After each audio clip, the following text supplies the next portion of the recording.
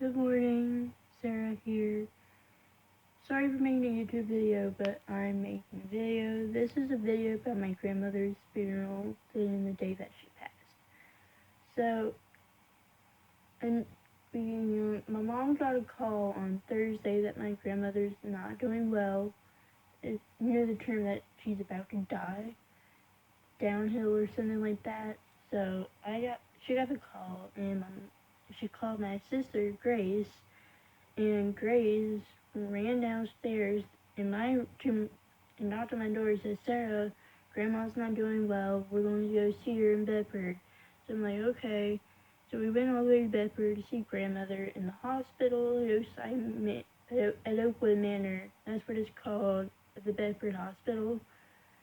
And we saw her, and she didn't all look good. My mom was actually sobbing. She's been having we've been having a hard week. And then my mom got a call again, like at 4:50, at 5 o'clock. It's at 4:55 is when my grandmother passed.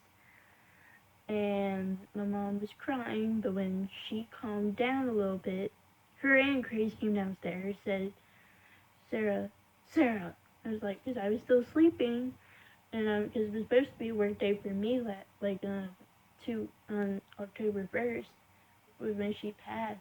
And I was like, "What?" She was like, "Grandma passed." Like, not in that mood. Like, she was like, so then it made me cry. I cried in my mom's arms. So then she's like, "Do you want to go to the funeral home and get some things at the house? Because we're soon going to move into my grandmother's house, which soon will be hard." But I'm thinking of making a tent next to a barn, because they grew up at the barn, and they had a pony, they had a donkey. Yes, I know, it's weird. Who has a pet donkey? A rabbit, and yeah, so then we went to the funeral home to get her two outfits, because she was probably naked when she first arrived at the funeral home. So, and then we had to get her bra and panties, because her two outfits were at the house, and she went, because when you're a person or at a young age, you plan your funeral when you're old. So she wanted pink carnation. She wanted to wear pink. She picked out her casket, which is chest wood, dark cherry wood. It was cherry wood, so it's like a dark brown. And yeah, so then I forgot what we did on the second. Yeah, that's what I did. The second I was at work, the day after my grandmother passed, I was at work and I wasn't ready to go back just yet. One, because one, there was like four people, and two, I was still heartbroken that day because I needed money. I needed money. But I was proud. My grandmother's proud of me. I know she still is. She looking at me. She's like, "My oldest granddaughter's a trainer now." She's literally like that, crying. And now I know she's down up in heaven with her husband and her little boy, Uncle Steve, who would have been 52. Yeah. Anyway, I was at work, and then 10. It was 11 to 4, but she messed up my schedule then. So I worked 11 to 4, and then October 3rd was the visitation, 5 to 7. So we got up early for no fucking reason. Sorry for my language. But yeah, the visitation was supposed to be a closed casket, but my aunt Glenda, which we call her Aunt Gigi. I'm sorry, I'm very hot. She was like, she wanted the casket to stay open, so that you're only supposed to see the waist up. And yeah, her hands were so cold. She has no blood. So I'm like, look. I mean, it felt like rubbery. But yeah, she looked pretty. And the visitation, we got up early because my mom's boyfriend was one of the pallbearers. And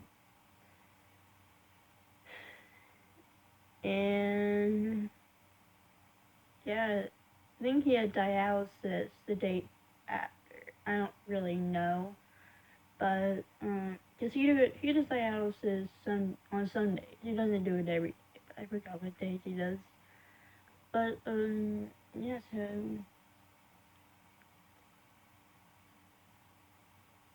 it's just a long story. And then the fourth, the day after was the funeral service. So you know the the funeral Updikes at Bedford. That's where yeah, she's buried at Greenwood now.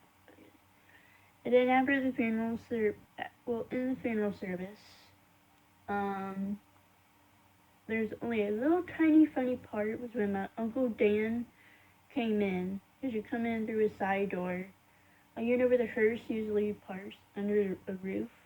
That's where it was. And my uncle was about to sit down, and his pants fell down. And we were like, oh my god, that is so embarrassing.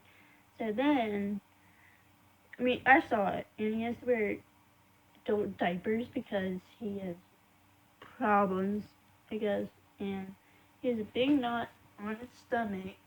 So yeah, and it's just awful looking at him.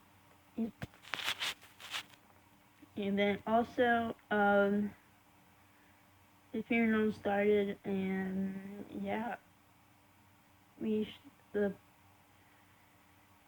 it was very special because the preacher he did my grandfather, who is James Forrest Casey, and my grandmother was Ellen Evans Casey. Yeah, it is just hard. I have no more grandparents, and it's very special because I loved my grandparents. I had so many fun memories. Like they always took me and my sister when we were little to McDonald's in Bedford, and we just loved Bedford.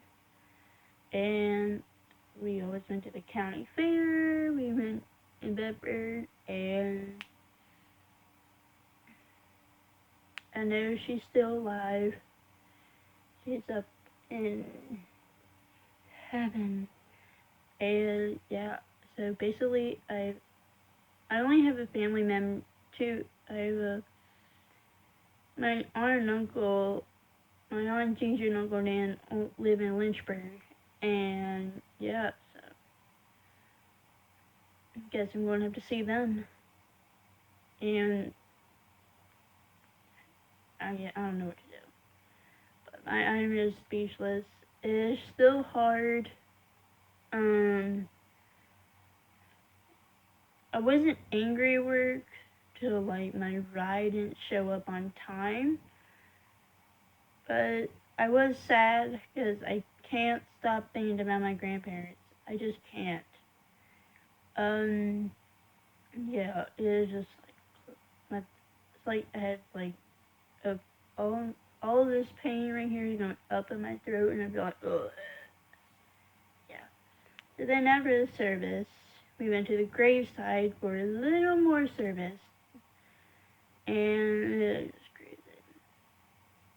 We drove behind the hearse, and my auntie and my Uncle Dan drives, but he can barely see. And I'm afraid he's going to kill himself and his wife, and I'm not ready for that to happen because that's the only family member I have. Oh, and so my first, second, and third cousins is what you would call them. They were there at the visitation, and then